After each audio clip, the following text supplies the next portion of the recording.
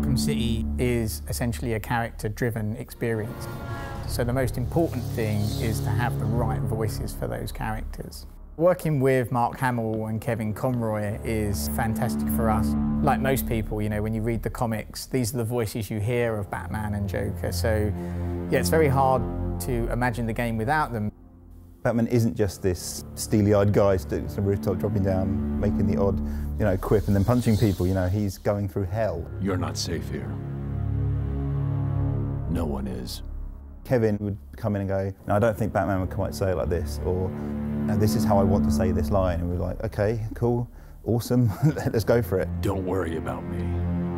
You're needed out there. I've been doing the character now for 20 years. The audience knows him as well as I do.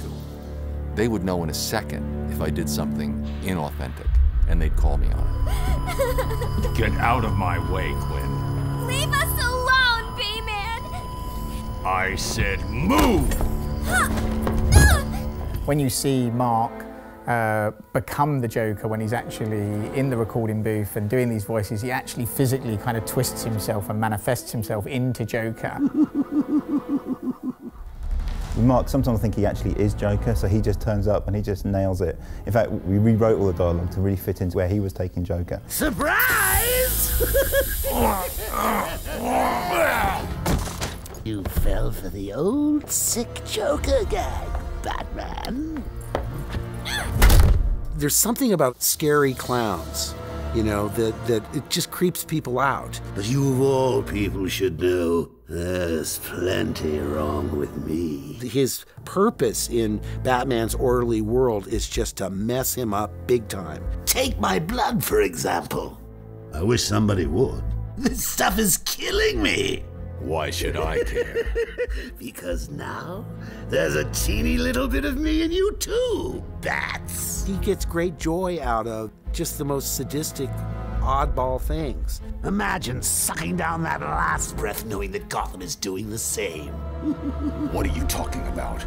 Oh, didn't I say?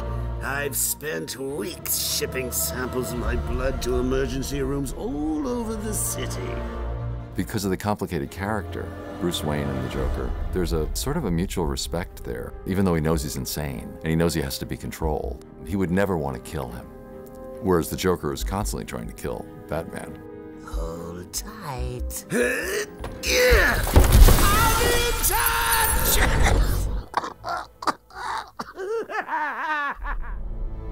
Stana, she came having prepared absolutely everything about Talia. She was a huge fan, as it turns out. Read all the books, read all the comics, and just really understood it right from the get-go. It's different voicing a character versus actually acting or performing a character on screen. The only tool that you have to access is your voice. How did you find us? I recognized your personal guard. It was just a matter of following her. Please, mistress, he tricked me. Leave! I will deal with you later. I think Talia is really interesting because she skirts the line between good and bad, and you're not sure if she's completely aligned with the bad guys or the good guys. You didn't need to get yourself arrested to see me, Bruce.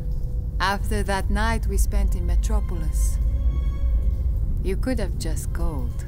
She has this dichotomy in that she's sexy and she's vulnerable, and there are some things that can pull at her heartstrings that she will fight for that suggest that she's more than just like a cold assassin. She's got something that she's willing to risk her life for. You lied to me. I thought you loved me, Bruce. Authentic voice acting and having this direct link into Hollywood and working with all these great actors, for us, it is the real difference between making a good game and a great game.